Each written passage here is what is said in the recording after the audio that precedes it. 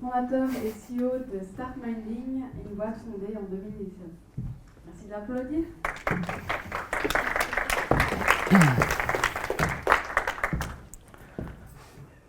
Alors bonjour à tous, très heureux d'être là aujourd'hui pour parler Bitcoin, pour parler mining, pour parler écologie, pour parler géopolitique aussi.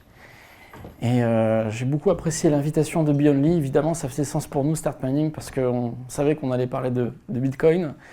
C'est un sujet qui nous concerne depuis 2017 en réalité, parce que j'ai fondé Start Mining en 2019, mais je me suis entraîné avec des rigs dans mon garage, dans mon salon, à miner d'abord de l'Ethereum et ensuite du Bitcoin. Et puis, comme beaucoup de gens à cette époque-là, ça a été un bouleversement de paradigme, parce qu'on a compris que c'était possible de créer de la richesse et de la valeur dans son salon, en étant à peu près intelligent et un petit peu malin, en essayant d'overclocker des cartes graphiques, et puis en convertissant par moment l'Ethereum en Bitcoin, selon l'axe de croyance qu'on avait à cette époque-là. Et puis, les mois et les années sont passés, et on a décidé de devenir expert dans le minage, en France, et ensuite à l'international. Et aujourd'hui, on va vraiment axer le sujet sur le mining, parce qu'on ne peut pas réellement parler de Bitcoin si on ne prend pas l'axe du minage de Bitcoin. Donc c'est vraiment la thématique du jour. Alors, comment j'ai commencé en 2017, le mining c'était ça. Je suis sûr que dans la salle, il y a des gens qui ont connu ça. Des rigs. Alors au tout début, c'était des processeurs de PC. Ensuite, ça a été des cartes graphiques. On était un peu malin, donc on arrivait à downclocker ou overclocker les fréquences. Et vous avez des fermes qui étaient, qui ressemblaient à ça. Donc c'était vraiment, parfois ça tenait sur des bouts de ficelle. Moi, j'ai vu des choses qui étaient à peu près proches du risque incendie. Donc c'était compliqué. Et le minage, ça a commencé comme ça, par de l'amateurisme, mais par des gens qui étaient motivés, qui étaient passionnés, et surtout qui s'entraidaient. Et ça, je trouve ça remarquable. Le minage, c'était d'abord une confrérie. C'est un mindset, ce sont des valeurs. On n'était pas informaticien, mais on avait envie de s'entraider gratuitement. Et des fois, on faisait des donations de hash rate, c'était chouette. Et ça, c'est vraiment les débuts du minage de crypto-monnaies. Et c'était, je pense, vraiment la vision de Satoshi Nakamoto, c'était vraiment que tout un chacun pouvait être capable de générer des bitcoins chez soi. Ça, c'était chouette. Et puis le temps est passé, c'est devenu de plus en plus rentable. Et quand ça devient rentable, vous ne restez pas avec une carte graphique, vous en achetez une deuxième, puis une troisième, puis vous passez à un deuxième rig, puis un cinquième rig, puis un dixième rig, et vous faites ce qu'on appelle une ferme. Et puis vous avez des gens qui sont compétents et puis qui ont beaucoup d'argent, et qui vont lever beaucoup de fonds, et qui vont concevoir ce qu'on appelle des FPGA. Alors, le FPGA, c'est qu'on va aller sécuriser SHA 256 de manière beaucoup plus optimale qu'avec une carte graphique. Parce qu'une carte graphique, c'est fait pour le gaming, c'est pas fait pour sécuriser l'algo SHA 256. Et puis, le FPGA, il a fait son temps, c'était chouette. On l'a vu passer 3 mois. Ça a été un TGV. On a à peine eu le temps de lui faire coucou que les ASIC sont arrivés. Et le ASIC, c'est une puce, un chipset, qui peut faire qu'une seule chose. Sécuriser un algorithme. En l'occurrence ici, SHA 256. Les ASIC sont arrivés, les premiers industriels du secteur sont arrivés dans la place et ont vendu des ASIC, qui est un format de mining généralisé, générique. On va acheter une machine et on va la plugger. Ça a la taille d'à peu près 3 boîtes de conserve, donc c'est pas très gros. C'est plutôt pratique, on peut en acheter des dizaines, des centaines, des milliers. Et là, on commence à passer d'un minage de garage à un mining industrialisé. Et là, on change complètement le game, on change de secteur. Et Bitcoin est de plus en plus sécurisé. Et ainsi, on passe de ceci à cela. Ça change, hein? Ça, c'est une ferme qu'on a en Islande. Donc, on mine du Bitcoin, on mine un petit peu de Litecoin aussi.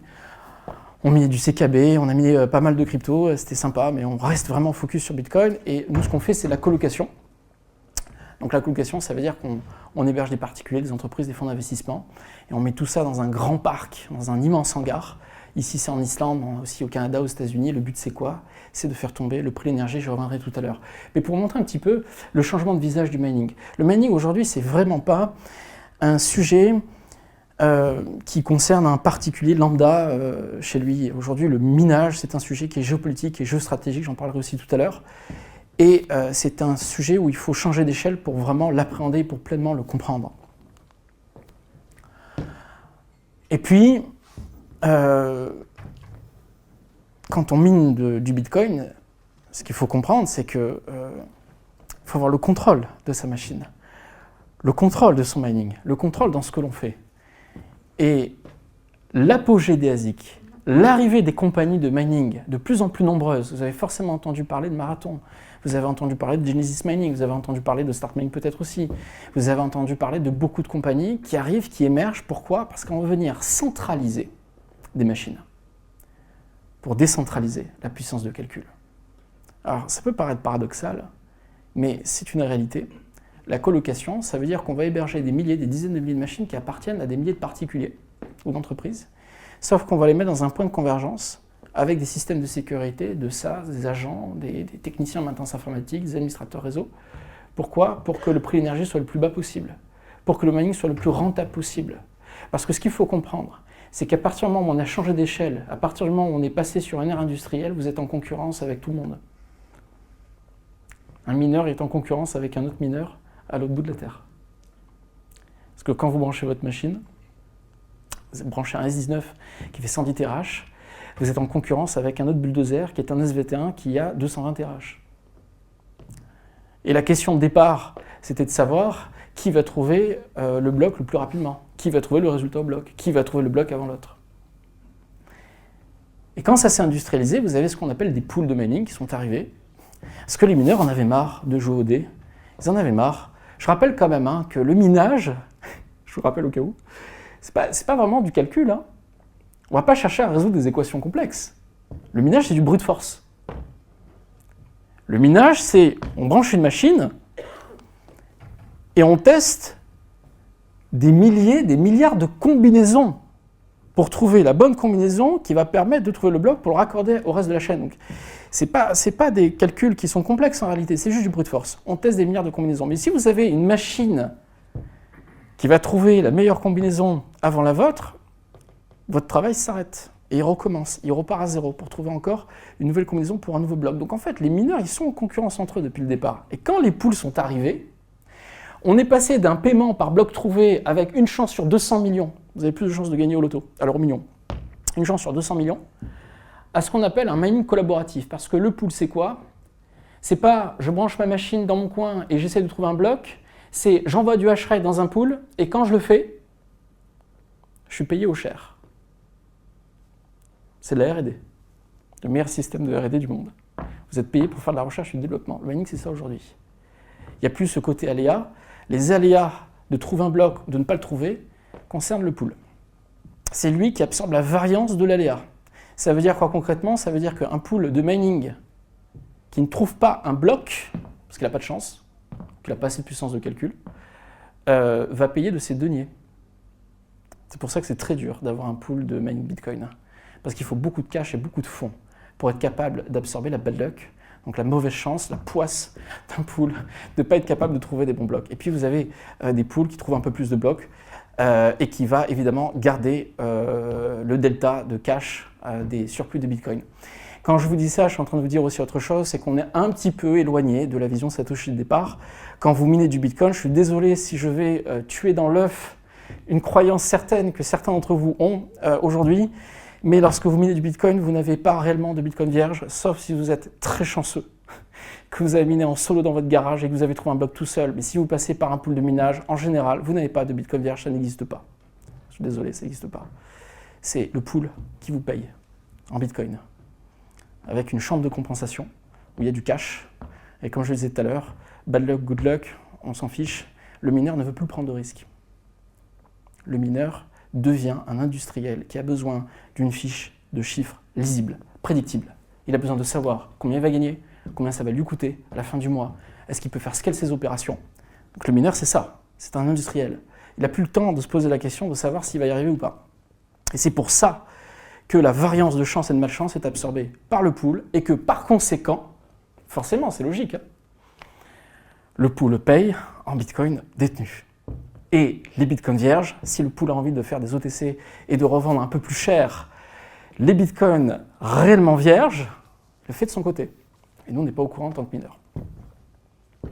c'est un des points, un des axes, je trouve, qui est assez intéressant, dont il faut parler parce que c'est assez méconnu comme sujet. Donc la plupart des plateformes de mining, ce qu'elles font, c'est qu'elles vont offrir, on n'est pas les seuls, hein, là on parle de start mining, mais on n'est pas les seuls à faire ça évidemment, mais c'est juste pour vous dire qu'on a basculé, on change vraiment de game et de monde pour être le plus rentable possible. Soit vous avez dans la famille un agent EDF, je ne veux pas faire l'apologie aujourd'hui devant la caméra du mining chez EDF, même si Bastien, qui au fond m'écoute avec beaucoup d'attention sur le mining français, mais c'est quand même un sujet.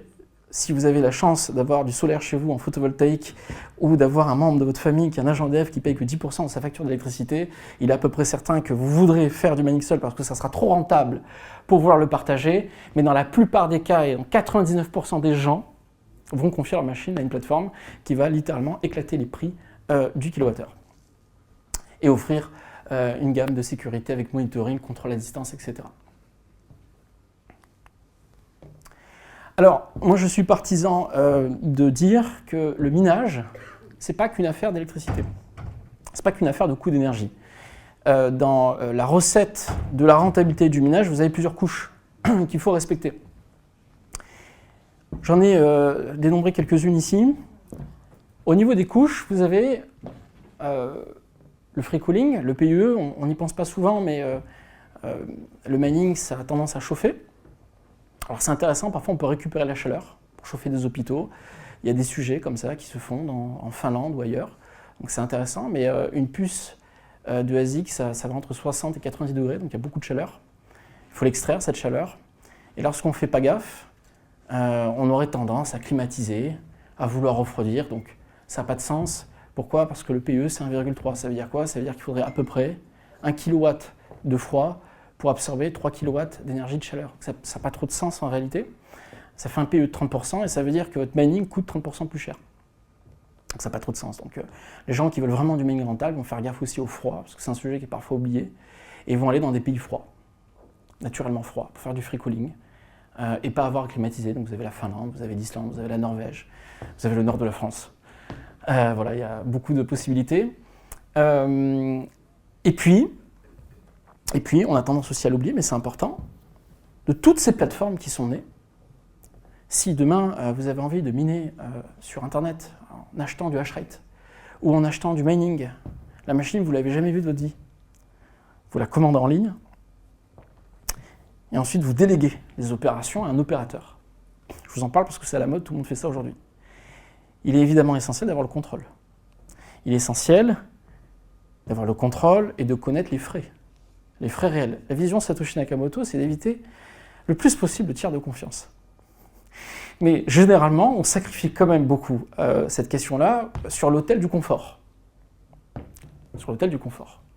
Je ne vais pas faire l'affront de parler de tous les exchanges de la Terre qui vous proposent un wallet pour le sacré du confort, mais quand on confie son matériel, il est important de connaître les frais, les vrais frais. Est-ce que vous payez que du kilowattheure ou est-ce qu'il y a une entité qui ponctionne du hashrate ou un pourcentage de votre production? Est-ce qu'il y a un intermédiaire entre votre machine et vous?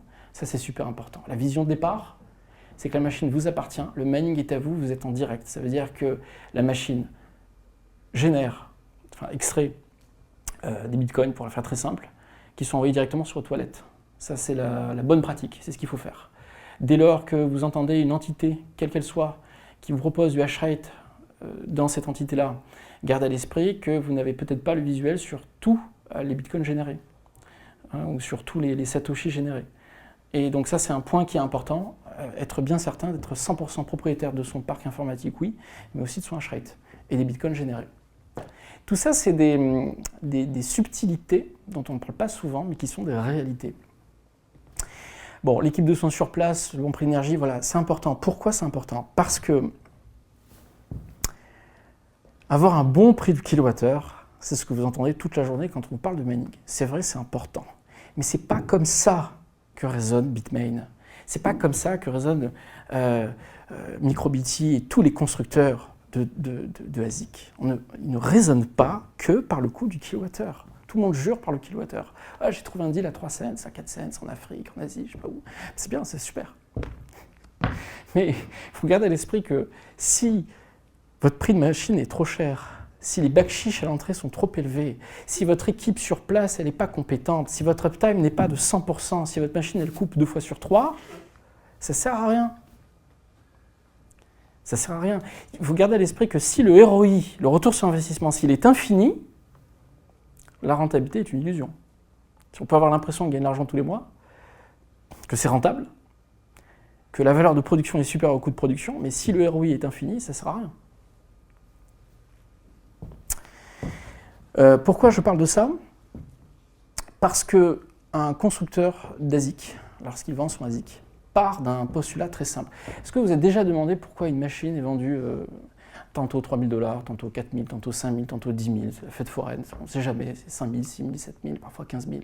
C'est quoi? Ils se sont levés un matin, ils ont vu la Vierge. Qu'est-ce qui se passe? C'est vrai, pourquoi les prix changent comme ça? C'est pas qu'ils sont lunatiques, hein. C'est qu'il y a un vrai modèle économique derrière. Et ce modèle économique, il est très simple. On prend le cours du Bitcoin, on prend la difficulté, et on part du postulat très simple que la personne qui va acheter le ASIC va être capable d'avoir un uptime de 100%. C'est-à-dire qu'il n'y aura pas de coupure. Donc quand un vendeur d'ASIC vous vend la machine, quel qu'il soit, il va partir du principe que votre retour sur investissement va être d'à peu près 24, 30, 36 mois. En se disant que vous allez tourner 100% du temps.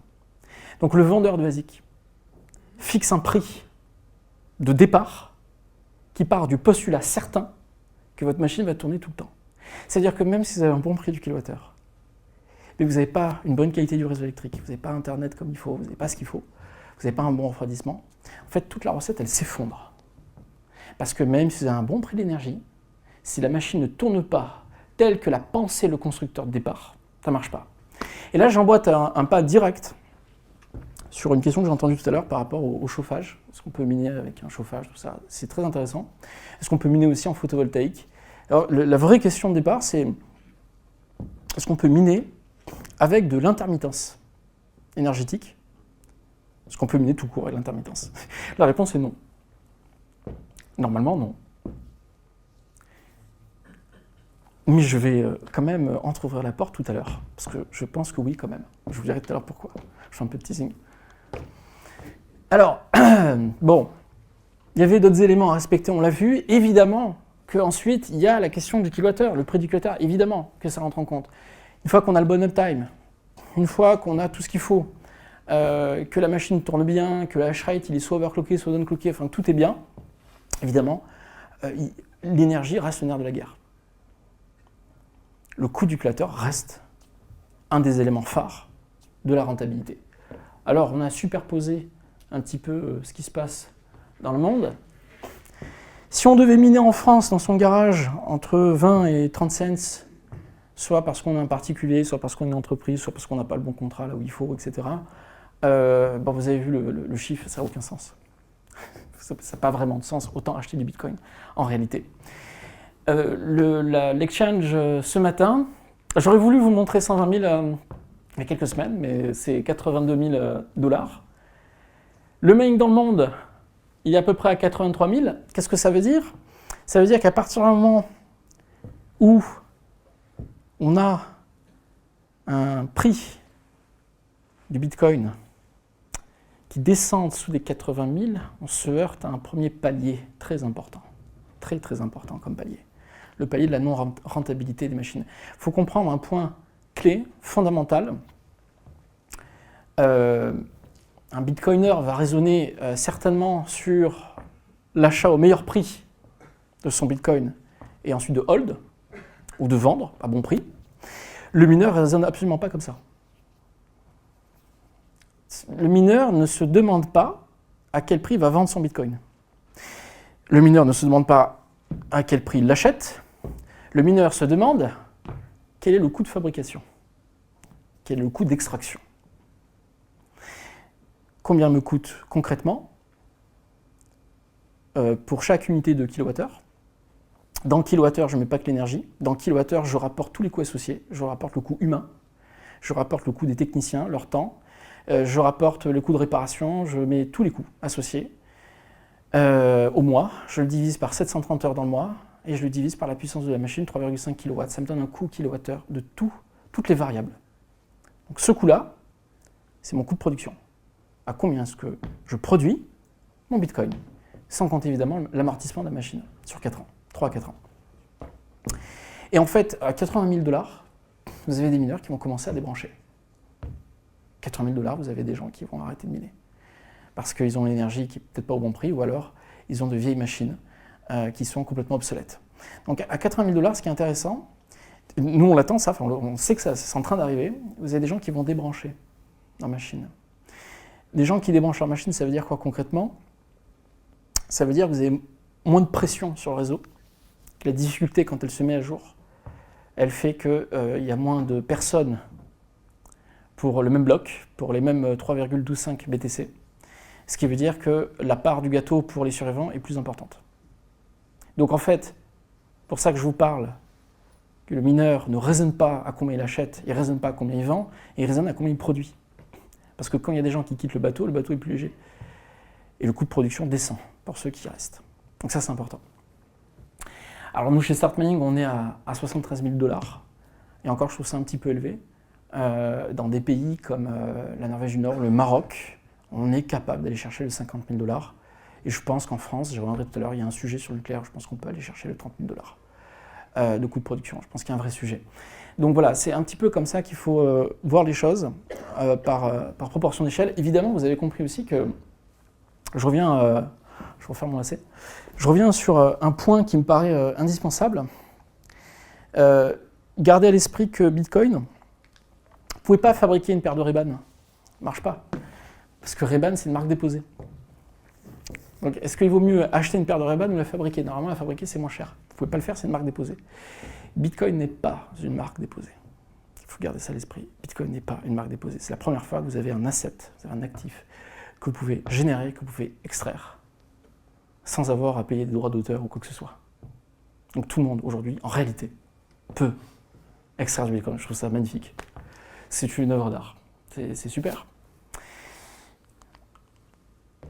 Et maintenant, on va parler de l'écologie, parce que c'est un vrai sujet. Et souvent, on a des journalistes qui nous demandent ouais, comment ça se passe, le recyclage des machines, et puis Bitcoin, ça pollue, il y a des émissions de CO2, tout ça. Alors, moi, j'aime bien dire que Bitcoin ne consomme pas, Bitcoin produit de l'énergie. Mais pourquoi j'ai ce discours?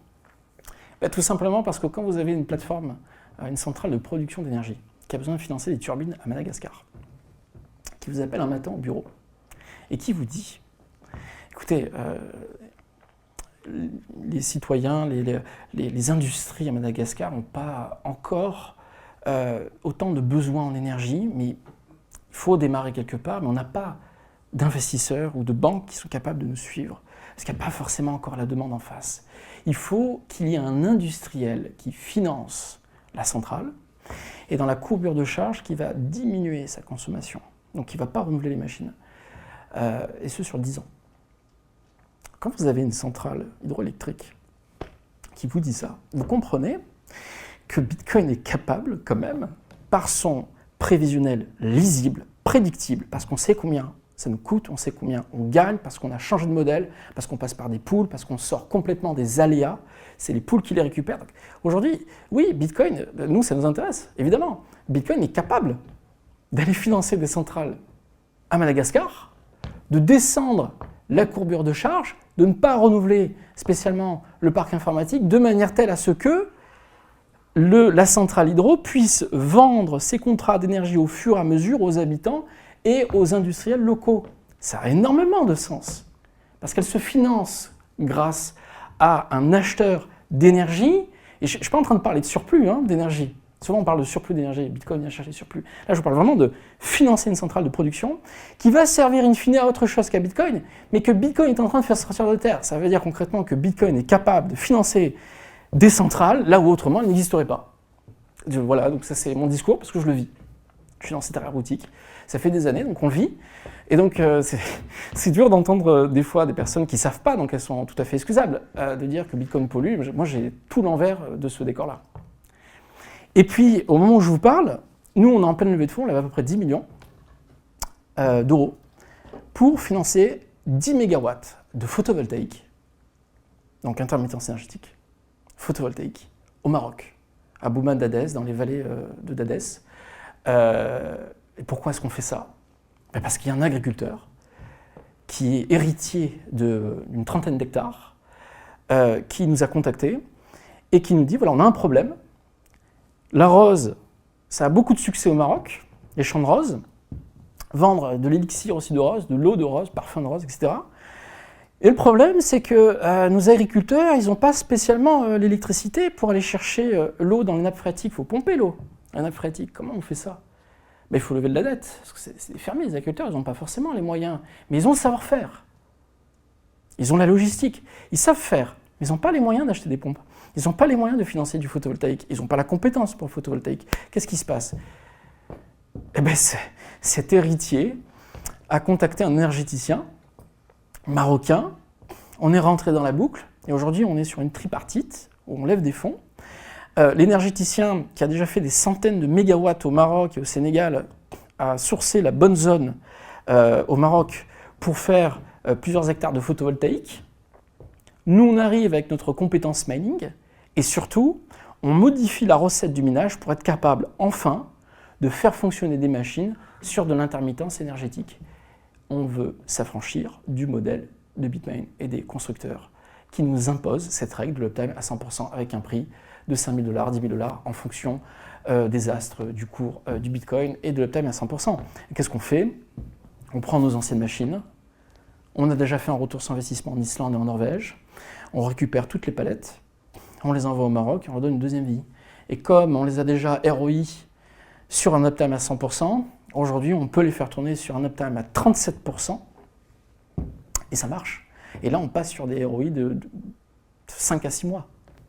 Pour ROI, la logistique, le déménagement des machines, la maintenance, etc., on est sur des retours sur investissement sur 5 mois. Pourquoi? Parce qu'on passe de machines vendues à 5 000 $ par un constructeur à des machines qu'on va récupérer pour 100, 200 $. Pourquoi? Parce qu'en photovoltaïque, le mineur devient un producteur. Et quand vous produisez votre énergie et que vous appliquez ce que j'ai dit tout à l'heure, vous mettez dans le kilowattheure le coût humain et tous les coûts associés, vous arrivez sur un coût à peu près de 2 à 3 centimes le kilowattheure.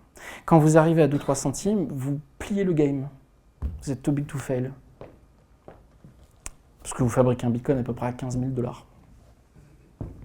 Et aussi pour une autre raison qui est très simple, c'est que le chart de Bitcoin, quand vous regardez sur le passé les rentabilités du mining, il dit quelque chose de très clair et très simple. Tous ceux qui ont été à 5 centimes de dollars le kilowattheure ou en dessous ont survécu.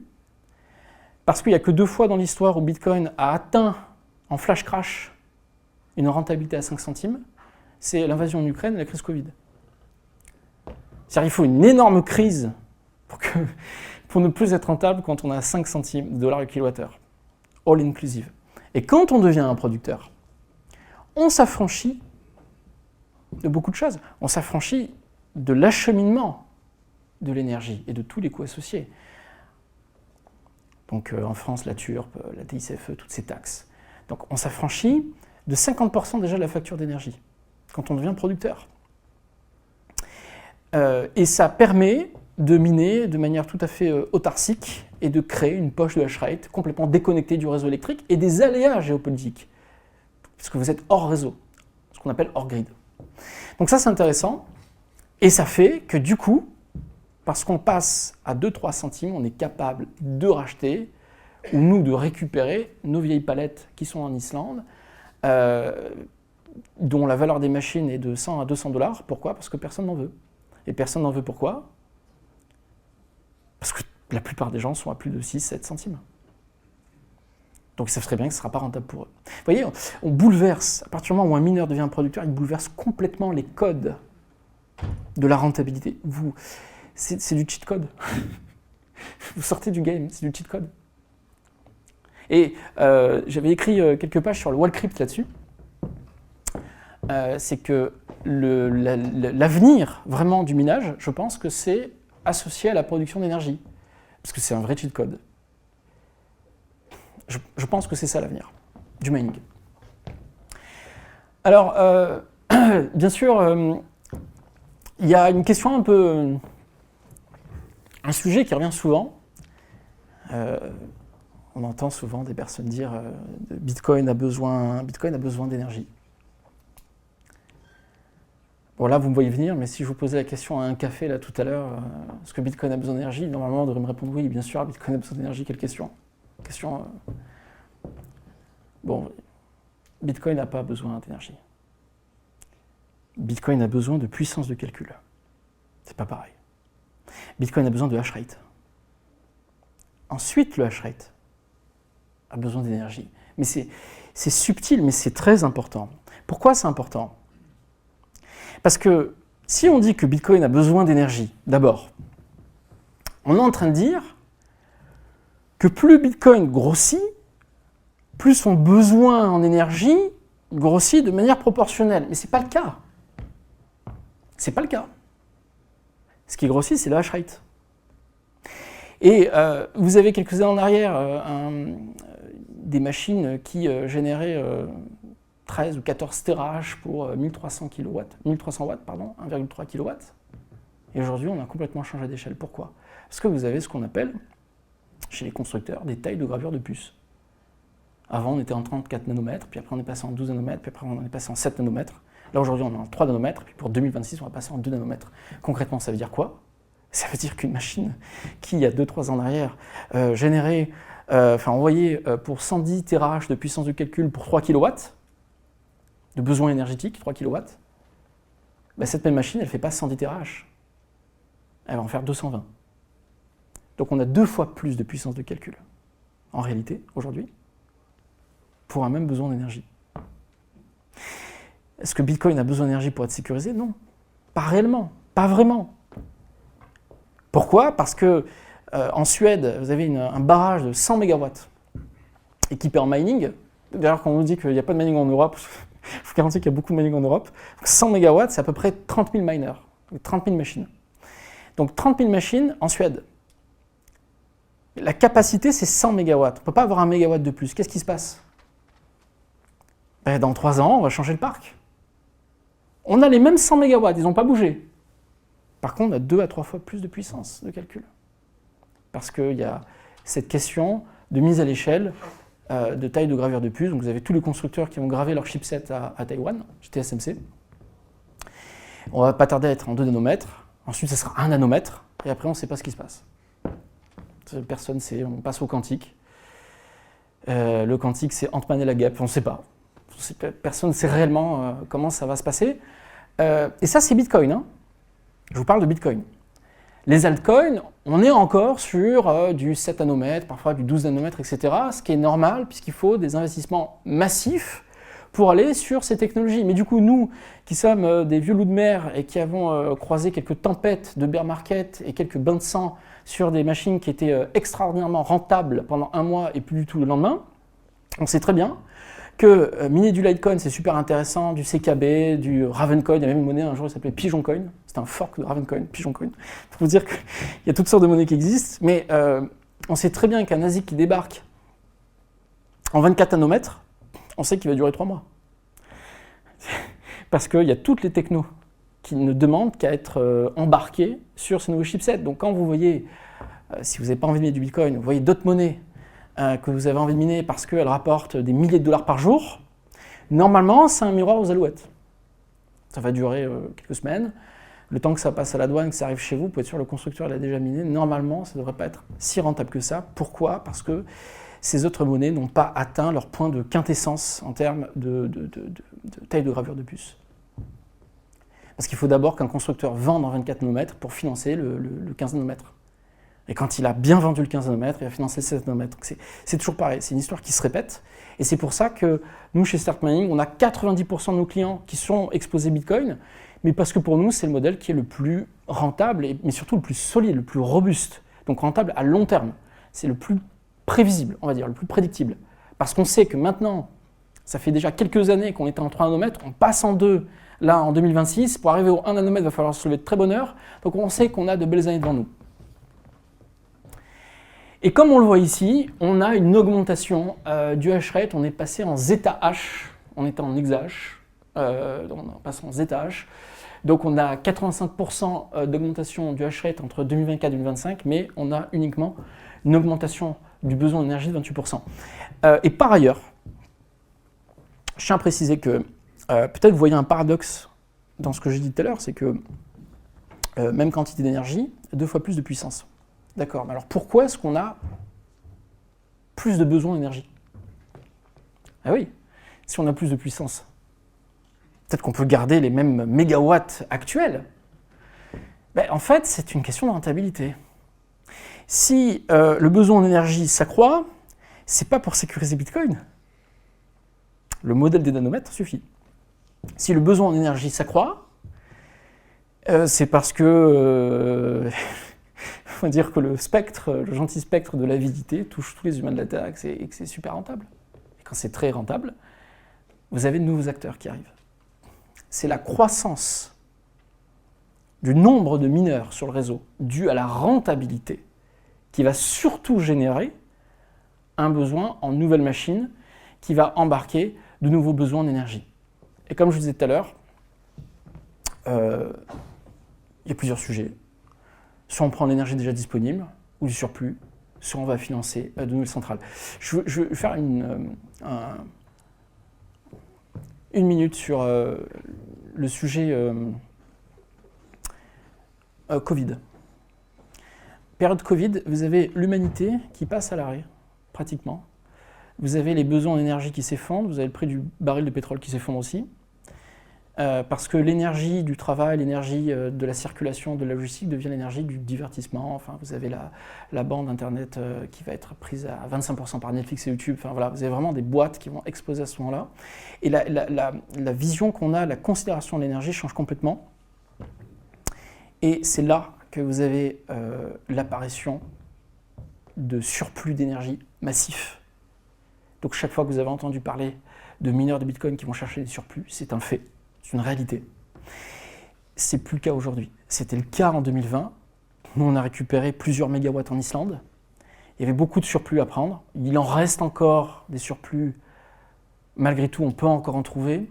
Mais moi, ce que je constate, c'est que les industriels vont surtout financer de nouveaux sites émergents. Et que ce soit en Norvège, en Finlande, enfin, tous les pays, le Maroc, vous avez le Paraguay, vous avez la Russie. Je vais en parler tout à l'heure, ça. En géopolitique de la Russie, c'est un vrai sujet. Donc voilà, la répartition du hash rate, dans ce graphique circulaire, tout ce qui est en orange va sauter. Tout ce qui est en vert devrait rester. Et ce qui est en bleu, c'est entre deux. Donc tout ce qui est au-dessus de 28 joules par terahash, donc 28 watts par terahash, ça va sauter dans peu de temps. Parce que vous avez les S23 qui vont arriver, donc vous avez les nouvelles technologies de ASIC qui vont arriver, donc qui vont augmenter le hash rate et donc la difficulté sur le réseau de Bitcoin. C'est le premier point. Le deuxième point, c'est que si Bitcoin n'atteint pas les 130 150 000 $, bon, de toute façon, ça va sortir. Mais du coup, ici, vous avez à peu près 30% de la puissance de calcul qui va devoir être remplacée ou qui va s'arrêter naturellement. Donc si le marché s'effondre avant que les S23 arrivent, devrait arriver Q1 2026, vous avez 30% du hash rate que je ne sais pas comment les entités vont faire pour y arriver. Et si le marché se maintient et que les ASIC S23 arrivent, on sera sur un remplacement. C'est-à-dire la difficulté continuera d'augmenter, mais elle ne va pas doubler. Elle va simplement remplacer les 30% de parcs vétustes qui soit vont être jetés dans les bennes, soit vont finir chez nous au Maroc, ou chez nos confrères qui ont aussi des bons plans énergétiques avec de l'intermittence énergétique. Ça, j'en ai parlé tout à l'heure. Si vous confiez votre parc informatique, vos ASIC à une compagnie, vérifiez que le pays soit stable géopolitiquement, vérifiez d'être bien propriétaire. Il y a une règle cachée. Quand vous signez un contrat avec un opérateur, gardez à l'esprit qu'il y a une tripartite que vous ne voyez pas, que vous ne verrez jamais. Une tripartite invisible dans votre contrat. Cette tripartite s'appelle l'État. Je ne vous parle pas de l'État français. Je vous parle de l'État dans lequel votre machine va aller. Donc si vous achetez des machines et qu'elles sont envoyées quelque part, assurez-vous au moins d'une chose, c'est d'être bien propriétaire de la machine. Mais je vous fais alerte scoop, celui qui paye la TVA à la douane et celui qui est le propriétaire légal de la machine dans le pays en question. Donc si vous confiez vos machines et que l'entité paye la TVA à votre place et que vous n'en avez pas entendu parler et que vous n'avez pas de TVA, vous êtes à peu près certain que votre machine ne vous appartient pas. Du point de vue de la France, elle vous appartient. Du point de vue du pays, s'il y a une saisie à faire, votre machine ne vous appartient pas, vous n'existez pas. Parce que ce n'est pas vous qui avez payé la TVA à la douane. Donc vous n'êtes pas propriétaire légal dans le pays en question. Ça, c'est des petits tips que je vous donne parce que c'est une réalité. Dans les faits, c'est une réalité. C'est ce qui se passe. Solution de mining durable, j'en ai parlé. Les axes énergétiques qu'on sélectionne, c'est la géothermie. Beaucoup de géothermie en Islande. 80% c'est la géothermie. L'Islande, c'est chouette parce qu'on est capable de tracer l'électron. On sait qu'il est 100% green parce que l'Islande n'est raccordée absolument rien au niveau énergétique au reste du monde. L'Islande est complètement autarcique au niveau géopolitique, au niveau énergétique. Donc on est certain que le Bitcoin il est green. Vous avez de l'hydroélectrique, comme je disais tout à l'heure, en Europe. Il y a beaucoup de sujets green. Et puis vous avez le nucléaire. J'en parlais tout à l'heure. Alors, géopolitique. Vous savez, quand une puissance est une puissance énergétique, elle a absolument toutes les raisons de se faire une réserve fédérale en Bitcoin, une réserve stratégique Bitcoin. Je vais vous parler de la Russie, parce qu'on a tous été affectés plus ou moins par l'invasion de l'Ukraine. Nous avons été contactés par une compagnie dont je ne citerai pas le nom, russe, qui nous a proposé plusieurs dizaines de mégawatts à Irkoutsk, qui est en Sibérie, pour miner du Bitcoin pas cher. Vraiment pas cher, on était à 4 centimes $ le kilowattheure, c'était pas cher. J'ai reçu le contrat.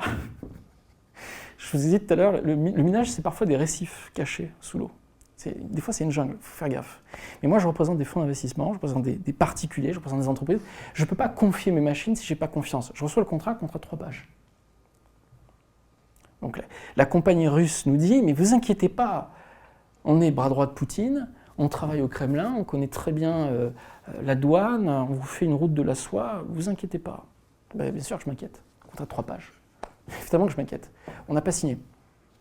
C'était super rentable, on n'a pas signé. Mais 3 mois après ça, qu'est-ce qu'on découvre? Que Vladimir Poutine va en face de la Douma et commence à légaliser le minage du Bitcoin. Là, il y a green flag. C'est bien, là, les voyants sont ouverts. Quand on a un chef d'État qui légalise une industrie, normalement, vous avez tous les avantages et tous les atouts stratégiques pour y aller. Baisse d'impôts, voire exonération totale, route de la soie effectivement, les douanes sont informées, on sait qu'on n'aura pas de problème de backchiche, il faut y aller. Mais contrat de 3 pages, je ne le sens pas. Il y a une petite une lumière là qui scintille, et puis même qui fait des projecteurs. Franchement, je sens le fromage, cette histoire. Et 2 mois après, il y a l'invasion en Ukraine.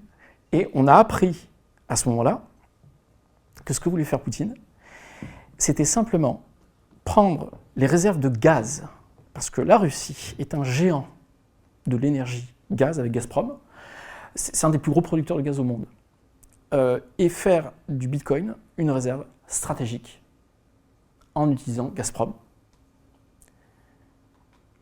avec un prix d'énergie qui était vraiment, c'était indécent. Je parle du coût de production de Gazprom. Et en fait, Gazprom a réussi à attirer énormément de mineurs, énormément d'industries, qui finalement sont adossés à Gazprom, ne peuvent pas partir. Les machines sont coincées là-bas. Hein. Les boîtes américaines qui ont signé avec ces gens-là, avec qui on n'a pas signé, ont eu leurs machines coincées là-bas malheureusement. Quand les États-Unis ont interdit la commercialisation avec la Russie, vous avez plein de boîtes américaines qui n'ont pas pu rapatrier leurs machines parce que c'était coincé là-bas, parce que ça devenait la propriété de la Russie. Mais pourquoi je vous parle de ça? Parce que on vient d'un mining de garage. Au début, c'est un mining de garage. Maintenant, ce sont les États. C'est la Russie. Pour que Poutine demande à Gazprom de faire son travail de producteur et qu'un producteur, un géant, vienne miner du Bitcoin, il y a un vrai gap qui a été franchi, il y a un énorme sujet où le particulier n'a plus aucune chance. Il ne peut pas, sauf s'il est agent EDF ou s'il a un membre EDF dans la famille, ou sauf s'il a un bon plan énergétique. Et ce que je veux dire, c'est qu'il y a un passage de main qui est en train de se faire, subtilement, mais c'est une réalité, où le particulier a transmis à l'entreprise, et l'entreprise est en train de transmettre soit à un État, soit à un producteur d'énergie, pour être capable d'avoir une énergie bon marché. Ça, c'est la réalité. Je pourrais vous parler des heures de sujet, parce qu'on a été confronté à ça des centaines de fois, soit parce que l'armée du Venezuela nous a contactés pour faire un 50-50 avec énergie gratuite, donc on partage 50-50 des bénéfices, et parce que Trump a fait un embargo au Venezuela, et que les Vénézuéliens se sont dit, ok, on ne peut pas exporter le pétrole, mais c'est pas grave. Et un embargo, c'est pas grave. On va exporter le pétrole en bitcoin. En minant du bitcoin directement à la source. C'est malin. C'est malin. Et quand vous coupez Nord Stream 1, Nord Stream 2, parce que les Russes ont pris une pénalité, une sanction économique, ne peuvent plus exporter leur énergie, bon, il y a des proportions d'échelle quand même, hein. Il y a toujours que 3,12 BTC par bloc. Évidemment que ça ne peut pas remplacer Nord Stream de miner du bitcoin, mais enfin quand même, ils sont autonomes énergétiquement pour ce qui est du minage du bitcoin. Et ça c'est un vrai sujet. Et puis, entre tous ces pays, les États-Unis qui, évidemment, sont dans la course folle. Vous avez ERCOT, vous avez toutes ces compagnies d'énergie qui sont capables de vendre des contrats d'énergie extraordinaires. Donc, ces producteurs d'énergie qui vendent ça à des confrères américains. Nous, on ne fait pas le poids à côté. On pèse de rien. Donc, je pense que tout le monde a entendu parler de Mara et du rachat possible d'Exaion. Je ne vais pas trop m'étendre sur le sujet, parce que c'est un sujet à débat, mais c'est un vrai sujet. Et il faut quand même comprendre qu'entre 2017, 2018, 2019, des boîtes comme nous, comme Start Mining, sont quand même allées voir EDF pour leur demander d'avoir un prix d'énergie hyper compétitif en disant « Ok, nous, on est mineurs, on existe, on est des centaines en France, écoutez, ça serait chouette d'avoir un super prix d'énergie. » Et nous, on a fait un appel d'offres à l'époque pour ça. On a contacté tout le monde, Direct Energy, Vattenfall, Hydronext, EDF. Personne n'a répondu à part Hydronext et on a eu un 8 cents. C'était chouette, 8 cents à l'époque. Mais ça ne fait pas le poids. Parce qu'en face, aux États-Unis, au même moment, les grosses centrales de production d'énergie délivraient du kilowattheure pas cher à des confrères américains. Donc ce que je veux dire par là, c'est que vous avez des compagnies de mining qui poussent comme des champignons partout dans le monde, à peu près dans la même temporalité. Mais certaines compagnies sont devenues des géants cotés en bourse, qui font plusieurs milliards de chiffre d'affaires. Pourquoi ? Parce qu'on leur a donné quelque chose que, évidemment, on aurait tous voulu avoir en France, l'accès à la production d'énergie. Énergie bon marché, stable, fiable, de qualité. Et c'est ce qu'ont eu nos confrères américains qui aujourd'hui proposent un rachat de Exaion. Alors on a des boîtes de mining en France qui sont un petit peu insurgées évidemment. On fait partie un peu du collectif. Je suis très heureux qu'il y ait l'INBI aujourd'hui ici pour essayer de discuter de qu'est-ce qu'on peut faire. Parce que c'est quand même un comble qu'on n'a pas eu la possibilité de miner du Bitcoin en France. Vous avez des boîtes de mining américaines qui ont eu cette possibilité-là, qui ont fait des milliards, et qui viennent en France obtenir le contrat qu'on n'a jamais eu. C'est un comble. C'est extraordinaire. Et la France, il ne faut pas avoir peur des mots, est quand même le pays le plus nucléarisé au monde. Je suis un ancien agent EDF, pour info. C'est un vrai sujet, on en parlait déjà quand je travaillais à EDF. La France est le pays le plus nucléarisé au monde. Donc, concrètement, ça veut dire quoi ? Ça veut dire que quand vous avez une puissance de feu nucléaire aussi importante, même un surplus de quelques pourcents des centrales permettent de brancher des gigawatts, je ne parle même plus en mégawatts, des gigawatts de machines, à bon prix. Parce que le coût de revient de l'uranium, il est quand même assez bas. Alors, tout à l'heure je parlais d'écologie, là on voit une grosse cheminée qui envoie de la vapeur d'eau. Je tiens à préciser, le nucléaire, ce n'est pas énergie renouvelable, mais c'est énergie considérée comme green. Peu émettrice de CO2. Donc il y a un intérêt certain pour les mineurs de Bitcoin, et un intérêt encore plus certain pour un pays, évidemment, comme la France, qui souhaiterait possiblement faire une réserve de Bitcoin. La France a c'est un géant qui dort sur le sujet du minage français. Et comme le halving approche à grands pas d'ici un an, il y a une course contre la montre qui est évidente. Tous ceux qui aujourd'hui sont positionnés sur du mining à haute intensité ont mécaniquement plus de Bitcoin par bloc que ceux qui arriveront dans un an, soit après les élections 2027, je ne sais pas comment ça va se passer, ça sera affaire à suivre, Mais en tout cas, la France a aujourd'hui un parc dont les surplus, qui sont des réserves stratégiques en cas d'attaque, d'invasion ou autre, les surplus, un faible pourcentage des surplus, pourrait servir à miner du Bitcoin de manière rentable. De manière rentable, c'est pas que de la rentabilité. De manière à être en dessous des 5 centimes, le chiffre clé dont je vous ai parlé tout à l'heure. De manière à être too big to fail, de manière à survivre en cas de crypto winter, quand il faut hiverner. De manière à continuer de faire fonctionner des parcs de ASIC, même si Bitcoin tombe en dessous de la barre très symbolique des 74 000 puis des 30 000. Donc il y a un sujet. Il y a un sujet du coup pour les mineurs français, qui rêveraient d'être adossés au nucléaire. Et il y a un sujet évidemment pour la France. Ce sera une affaire à suivre. On est sur le sujet en tout cas, ça nous intéresse. On ne sait pas si un jour ça sera une possibilité. On ne sait pas si ça pourrait avoir hypothétiquement un impact favorable sur la facture du consommateur français. Pourquoi pas, hein. On peut imaginer beaucoup de choses. Mais en tout cas, une chose qui est sûre, c'est que si vous adossez un minage prédictible, lisible, qui ne s'arrête jamais dans l'uptime de 100% du temps, vous résolvez aussi beaucoup d'autres problèmes. Vous avez des centrales nucléaires qui peuvent continuer de tourner, qui ne sont pas obligées de s'arrêter en été et de redémarrer en hiver, parce qu'en hiver, vous avez la moitié de la France qui allume son chauffage au même moment. Enfin, il y a beaucoup de problèmes qu'on évite, parce qu'on est capable de prédire le besoin énergétique. Donc, c'est un sujet sur lequel on est. En parallèle du Maroc, en parallèle de la Norvège et de l'Islande, nous, on minait en France déjà en 2018. Si un jour on peut reminer en France, ça serait chouette. Ça créerait aussi beaucoup d'emplois, donc ça pourrait être super. Mais c'est un sujet qui dépasse complètement notre scope. C'est un sujet qui dépasse politique. Et donc ça sera une affaire à suivre. On va voir ce que les événements donneront pour plus tard. Voilà. Merci à tous pour votre écoute. C'était un plaisir. Si vous avez des questions, c'est avec plaisir.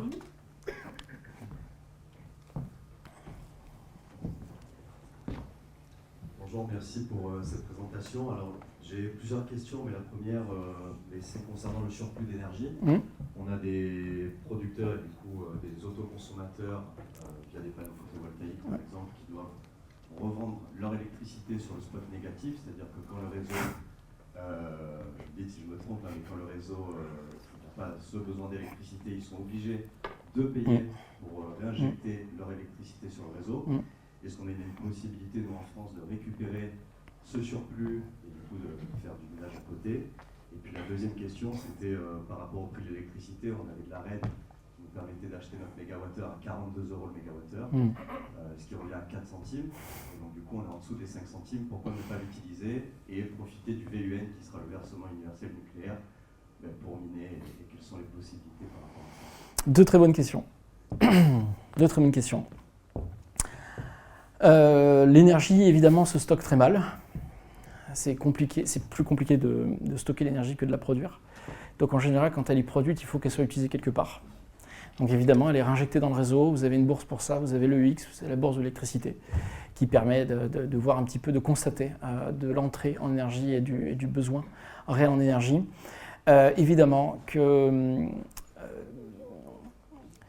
c'est autant de surplus qu'on serait capable de capter de manière prédictible. J'y crois à 100%.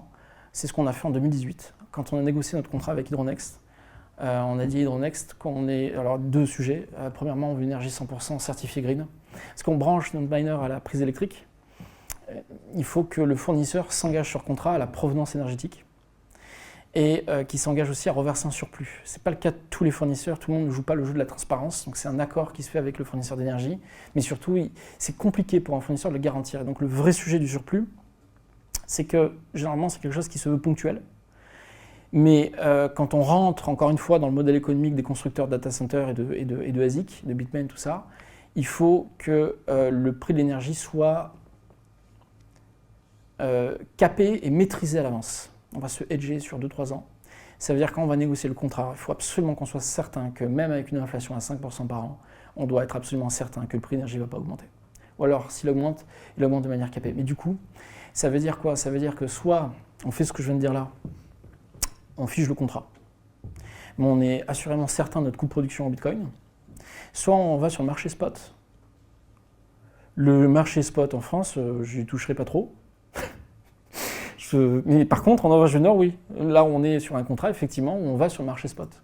Alors, le marché spot, c'est quoi? Ça veut dire que vous prenez tous les aléas du marché, de l'énergie. Donc, vous avez des tendances haussières ou baissières. Et donc, vous regardez les charts sur le passé et vous voyez que l'histoire raconte qu'en hiver, évidemment, votre prix d'énergie va augmenter, mais que l'été, on est à peu près certain que l'énergie, le prix va diminuer. Et donc, vous acceptez de prendre les variances à la hausse ou à la baisse. Mais généralement, quand on fait ça, il faut vraiment être certain d'avoir un prix d'énergie qui est assez bas. Et généralement, il faut aller plutôt sur des machines qui ne sont pas de nouvelle génération, qui sont d'ancienne génération, qu'on a déjà ROI. C'est l'idéal. Pourquoi ? Parce qu'une machine nouvelle génération est réellement vendue sur la base d'une réflexion où elle ne va jamais s'arrêter. Sauf que quand on est en spot, quand on achète l'énergie jour après jour, mois après mois, et qu'on ne sait pas quel prix ça peut être un 25 décembre, normalement on coupe sa machine. On coupe la fuite d'eau. Ou alors on lisse le surcoût sur l'année. Ça peut être aussi une stratégie. Mais si on doit couper pendant 15 jours, 20 jours ou 30 jours parce qu'on fait de l'effacement ou parce qu'il faut arrêter sa machine parce que c'est trop cher et qu'on n'est pas indemnisé pour ça par l'énergéticien, il vaut mieux bien réfléchir à l'avance au type de machine qu'on va utiliser pour le faire. Voilà, donc oui, c'est possible. Je ne le préconise pas en France, je le préconise en Norvège, parce qu'en Norvège, on est sur une terre qui n'est pas raccordée sur l'ensemble du pays, donc électriquement parlant. On a une région au nord qui est déconnectée du sud. On n'est pas du tout sur le même marché. C'est pas la même bourse de l'énergie. Donc c'est super intéressant parce qu'on sait que s'il y a un pic, il ne va pas durer longtemps. Donc voilà. Donc ça c'est pour répondre à la première question. La deuxième question, je repense à la deuxième question. Sur la reine. Alors ça c'est un gros piège bien énorme. C'est une fosse septique le truc. Parce que l'Arène 5 cents, oui, mais c'est sans considérer la TURP, la CTA, la TICFE et toutes les taxes gentilles mais quand même méchantes qu'on se prend sur la facture d'électricité, qui vont soit financer le tarif agent EDF de l'agent EDF, soit financer l'acheminement énergétique. Enfin bref, on est à 60% de surplus ensuite, voire 80%. Donc en fait, le 5 cents, c'est le prix de vente de EDF. Ensuite, il faut ajouter Enedis. Et Enedis, c'est l'acheminement de l'énergie. L'acheminement de l'énergie coûte une fortune. Et on va doubler, tout simplement, le réel prix du kilowattheure sur la facture. Mais par contre, si on avait été adossé à un producteur, tout ça, on l'enlève. Et effectivement, à ce moment-là, on est directement sur le prix de vente d'EDF. C'est un peu ce qu'on va faire avec le nucléaire français. Si on y arrive, c'est un sujet très statique. Je pense que c'est un sujet de défense, de sécurité intérieure, que des entités privées, du secteur privé, soient adossées à du nucléaire français. Donc je ne sais pas si demain la veille on aura cette possibilité-là, parce que c'est un sujet qui va se faire en haut lieu. Par contre, ce que je sais, c'est qu'à ce moment-là, oui, on pourra être sur les prix de l'Arène et même en dessous des prix de l'Arène. Ça, j'y crois. Ça, je pense sincèrement. Mais un mineur ne peut pas acheter sur l'Arène aujourd'hui, il va se prendre un indice, il va se prendre l'acheminement. C'est, pour vous donner un ordre de compréhension, d'ordre d'idée, c'est ce qu'on appelle être avant ou après compteur. Si vous avez un membre de la famille qui a un moulin, vous êtes ce qu'on appelle avant compteur. Alors c'est chouette, parce que vous abattez 60% du prix de la facture d'énergie. Donc tout ce qui est acheminement, vous ne l'avez pas. Tout ce qui est paiement du réseau électrique, vous ne l'avez pas. Vous êtes avant le compteur. Il y a des barrages hydro en France qui ne sont pas raccordés, ce pas des barrages, c'est des turbines hydroélectriques, qui ne sont pas raccordées au réseau électrique. On peut être avant compteur. Il faut comprendre une chose, c'est très spécifique à la France, ce que je vous dis. EDF, vous avez une chambre qui s'appelle EDF OA, c'est EDF obligation d'achat. EDF est le premier concurrent du mineur français. Nous, on a fait du démarchage de centrales hydroélectriques en 2018. On en a fait des centaines en France. Pourquoi une centrale hydro vous vendrait un contrat à 5 centimes alors qu'il y a un acheteur qui s'appelle EDF obligation d'achat qui rachète à 11, 12, 13 centimes? On ne fait pas le poids. Donc en fait, on a en face un mastodonte. C'est pour ça qu'on est parti en Islande miner d'ailleurs. On a un mastodonte, on ne fait pas le poids. Parce qu'on est après compteur.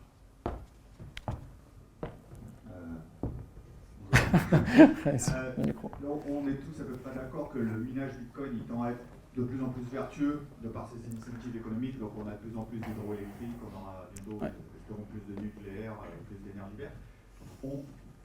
Cet aspect-là, il est gagné, entre guillemets, mais il reste toujours la machine en elle-même, le ASICS, qui, on va prendre, on peut dire quand on est rentré par rapport à, au lieu de dire par rapport à quel cycle, on peut dire par quelle machine. Je suis rentré quand il y avait le S9, quand il y avait le S17.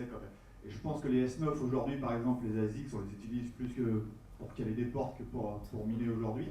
Est-ce que on nous a la voiture électrique, quand on regarde par exemple, elle pollue beaucoup moins que la voiture à essence aujourd'hui. Sur l'ensemble de sa vie, il y a beaucoup d'études qui montrent que peut-être que la voiture électrique, c'est pas aussi bien, ou il faut en tout cas qu'il y ait 15 ans avant que la voiture électrique récupère la voiture à essence. À cause de la production de la batterie, à cause de le recyclage. Donc, les ASICS qui sont aujourd'hui obsolètes, est-ce qu'il y a des entreprises Bitcoin, ou même pas Bitcoin, qui sont sur le business du recyclage des mining? Puisque si c'est facile de calculer sur un an, oui, si on prend juste l'électrique, c'est comme une voiture électrique, ça ne pollue pas du coup.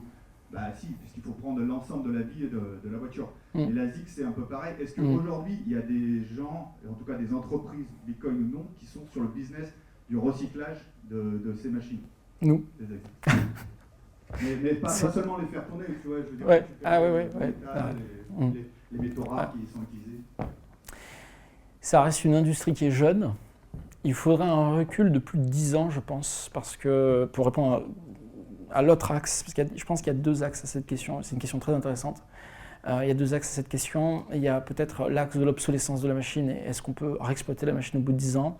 Et ensuite, quand on est arrivé au bout du bout, qu'est-ce qu'on fait de la machine, du métal, etc. Donc je pense qu'il y a deux axes. Je vais répondre au premier axe. Ce qui est beau dans le minage de Bitcoin, c'est que c'est rentable de faire le bien. Pourquoi c'est rentable de faire le bien? Parce que c'est rentable d'aller sur des sources d'énergie vertueuses et green. Ça, c'est acquis, on le sait. C'est un fait. C'est beaucoup plus intéressant d'aller miner sur de l'hydroélectrique que sur du charbon. Donc, prenez la crapule de la pierre espèce. Imaginez le stéréotype du méchant gars qui veut miner. Il va faire le bien parce que c'est rentable de le faire. Donc déjà, ça c'est un premier postulat, le minage de Bitcoin n'a pas besoin que les personnes soient de bonnes personnes pour faire le bien. Ça c'est un point d'ancrage qui je pense est important. C'est rentable de faire le bien. Donc effectivement, les mineurs vont aller sur l'autoroute de l'énergie green parce que c'est plus rentable. C'est le premier point. Le deuxième point, les machines qu'on achète neuves, comme je disais tout à l'heure, peuvent permettre l'émergence de centrales de production d'énergie hydroélectrique, géothermique et autres. Parce qu'on a un uptime de 100% du temps, donc on est capable d'amortir la centrale, de la rembourser. Parce qu'on va acheter tous les kilowattheures disponibles. Donc la centrale, elle va s'autofinancer. Mais les anciennes machines, en fait, elles font la même chose. Elles ne peuvent juste pas le faire sur des turbines ou sur de la géothermie. Mais elles vont le faire sur de l'intermittence énergétique, elles vont le faire sur du solaire. Donc en fait, ce que ça veut dire concrètement, c'est qu'une machine qu'on achète maintenant pour un mineur qui veut être producteur, il va acheter les machines du plus haut de gamme. Et toutes les machines qui ont déjà tourné pendant 3 ans, 4 ans, 5 ans, 6 ans, en fait, on va les réexploiter, mais pour financer du solaire. Pourquoi? Parce que le solaire, on ne peut pas le financer avec des machines neuves. Pourquoi? À cause de la règle de l'uptime. Il y a 37% d'uptime. Donc, même si le prix de l'énergie il est bon, une machine neuve, elle va coûter tellement cher que si je la fais tourner 37% de son temps, je ne vais jamais la rentabiliser. Donc en fait, qu'est-ce que je vais aller chercher? De vieilles machines, déjà ROI. Donc en fait, ce qui est très intéressant, c'est que l'énergie renouvelable en tant que telle, elle a deux axes, elle a deux sources de financement et elle a deux sources technologiques, on va dire, pour être propulsée. Vous avez tout ce qui est énergie à 100% du temps, ça va être des machines neuves. Tout ce qui est intermittence, ça va être de l'éolien aussi. Ça va être des machines qui ont déjà été remboursées. Donc c'est super intéressant. Mais déjà là, quand on a dit ça, on parle de 8 ans d'échelle, à peu près. À peu près, parce qu'on va parler des S9. Donc c'est des vieilles machines. Donc déjà là, dans la frise des événements, on a 8 ans qui sont faits. Qu'est-ce qu'on fera après ça? L'industrie est jeune. C'est le deuxième axe de réponse à votre question. L'industrie, elle est jeune. Il faudra regarder ce qui va se passer dans 5 à 10 ans. Parce que les ASIC, on n'a pas plus de 10 ans de recul sur la techno des ASIC, en réalité. Donc il faudra voir. Mais ce que je peux dire déjà aujourd'hui, par contre, c'est que oui, il y a des métalliers. J'en ai connu en Islande. Quand nous, on est arrivés en Islande, on a connu des fermes qui déménageaient au Kazakhstan et qui parfois ont abandonné des palettes de très très vieilles machines. En Islande, on n'avait pas la solution de l'intermittence, parce qu'en Islande, je ne vais surtout pas mettre de photovoltaïque pour des raisons évidentes. Donc oui, on a fait des bennes de ASIC, et puis il y a un métallier qui va venir recycler. Mais on ne peut pas recycler le chipset, c'est très compliqué. Ça reste du SHA 256. On l'a dit tout à l'heure, c'est gravé pour faire qu'une seule chose, sécuriser SHA 256. Donc on ne peut pas faire autre chose avec les chipsets. Donc ça va être du recyclage de matériaux, de composants, mais en aucun cas, en tout cas à mon humble connaissance, ça ne sera une réexploitation pour un second usage que Bitcoin. Ça, je pense pas. Ça, je pense pas. J'ai répondu à votre question? Merci pour la présentation. J'ai rencontré un gars à Paris qui bosse pour EDF et qui bosse pour la branche interne à EDF qui s'appelle FlexMine. Ouais. Donc ça veut dire qu'en fait EDF vous ont déjà rembarré, vous les mineurs français à l'époque, en l'a pris content avec les Américains, mais en fait ça veut dire qu'en parallèle ils développaient aussi leur propre branche en interne de mining. Ouais. Donc en fait ça veut dire quoi, qu'ils voulaient vous carotte un peu le truc, quoi. Alors, ce qu'il faut savoir et comprendre, c'est que EDF appartient déjà en partie à l'État français. Donc il y a un sujet étatique derrière EDF. Et puis quand on parle de sujet étatique, on ne parle pas uniquement de politique, on parle d'image de marque. Il faut comprendre déjà qu'en 2018, EDF avait 2 monnaies qui étaient interdites. EDF, avant FlexMine, il y avait un département déjà de la blockchain de EDF, c'était Gilles Deleuze à l'époque qui présidait ce département de la blockchain. Et ensuite vous avez Xaion qui est arrivé. Il y a 2 monnaies qui étaient interdites chez Xaion et chez EDF. Monero, pour les raisons qu'on connaît certainement, et Bitcoin. 2 monnaies qui étaient complètement blacklistées. Vous ne pouvez pas miner l'un ou l'autre. Xaion ensuite a fait du staking, a fait un peu de mining sur Ethereum, etc. Donc EDF est rentré dans le sujet de la blockchain par un véhicule qui s'appelle Xaion, qui est un véhicule technologique avant tout, normalement, mais en blacklistant 2 monnaies, parce que ces 2 monnaies-là embarquaient avec elles une image que EDF et que l'État français n'avaient pas envie d'avoir.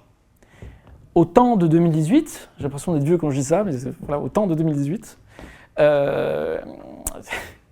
Bitcoin, c'était Silk Road. Hein. Dans l'image du collectif, Bitcoin, c'était la drogue, c'était le terrorisme, etc. Donc, c'était très compliqué de pousser Bitcoin.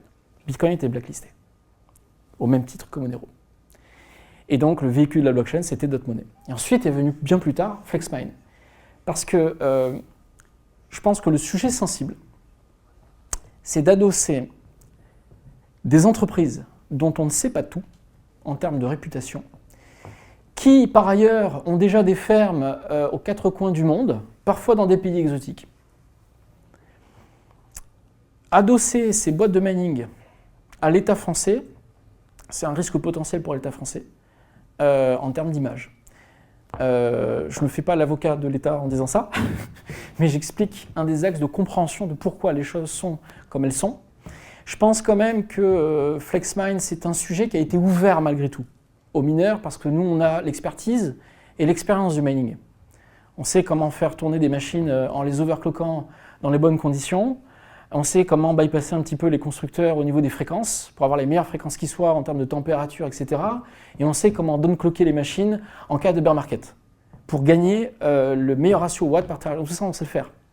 Les ingrédients, on les connaît, c'est notre métier.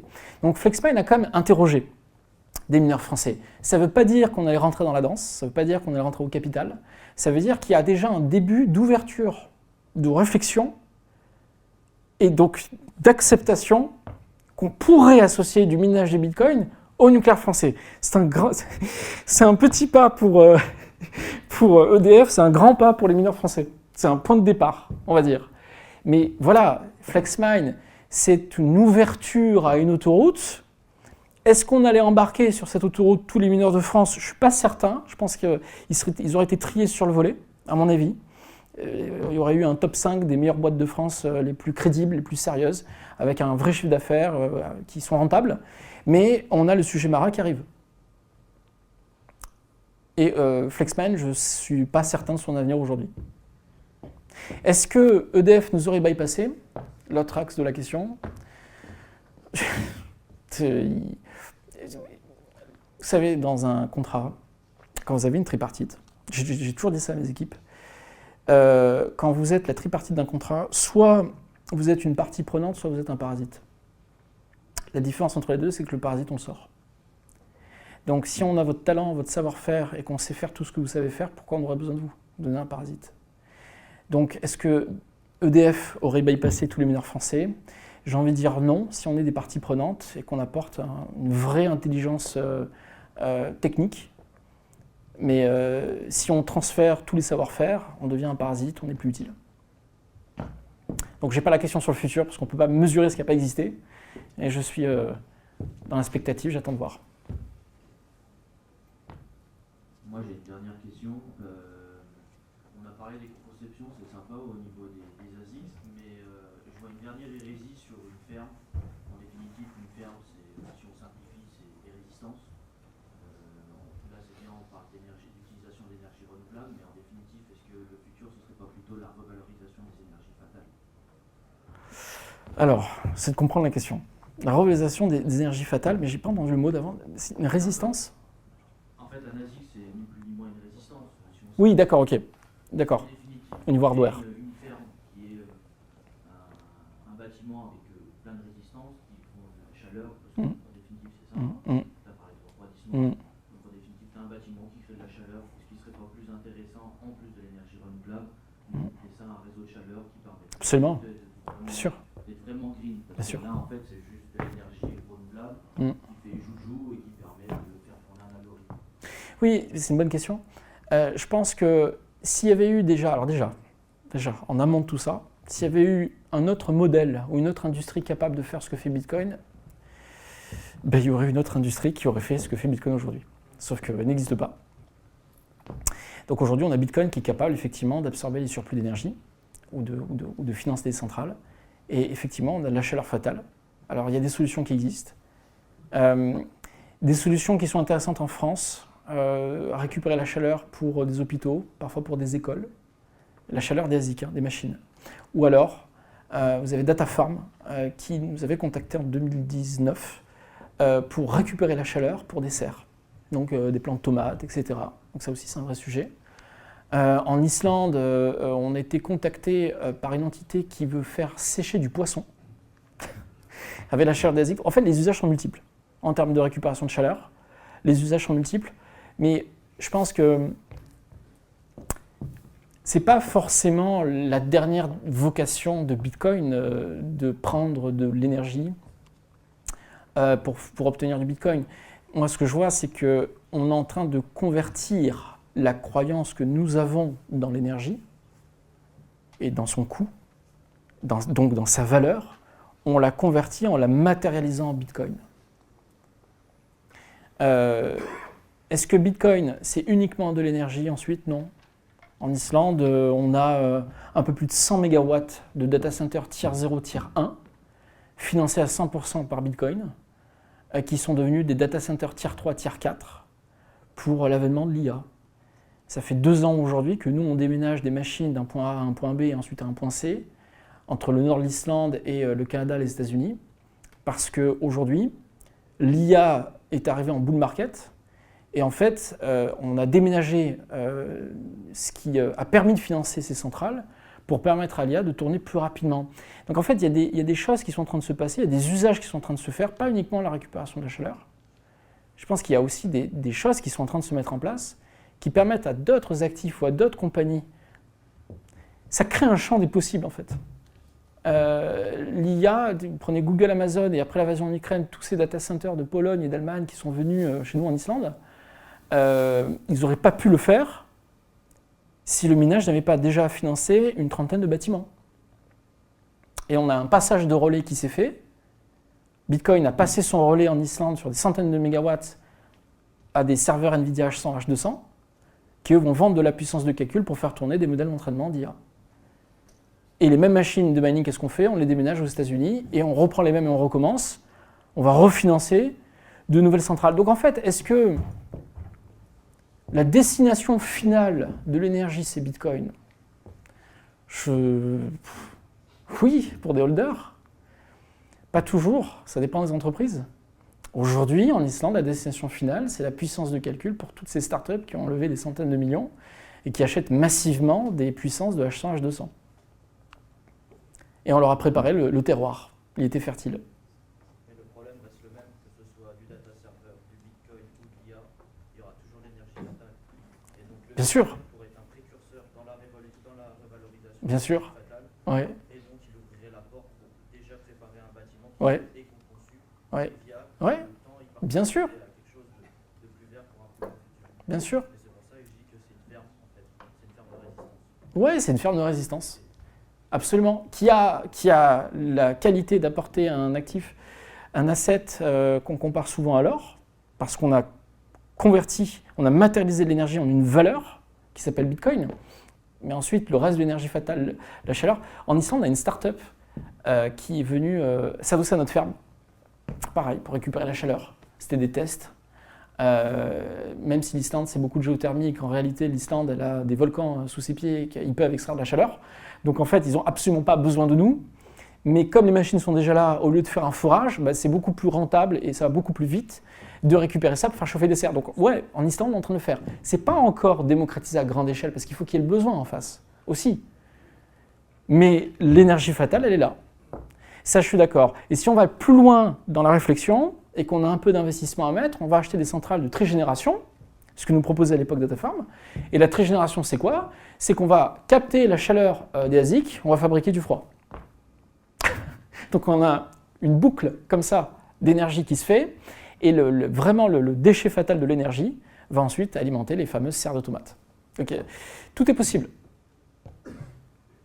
Tout est possible, et demain, si on a un chauffage... je vais arrêter là, je vais répondre à la dernière phrase. Demain, s'il y a un chauffage qui existe, ou un cumulus, vous avez une start-up française qui a fait ça, un cumulus. Donc on va chauffer l'eau, ou un cumulus collectif, avec des ASIC dedans. Vous imaginez l'idée, c'est sympa. Mais là encore, il y a l'intermittence. Il faut calculer que le gars, quand il prend sa douche, il va prendre l'eau du cumulus, il faut que la machine ait tourné au moment. C'est des calculs, donc la startup, elle n'a pas pu décoller. En réalité, c'est très complexe d'alimenter un chauffage avec une puce qui met du Bitcoin, parce que c'est pas fait pour, à la base.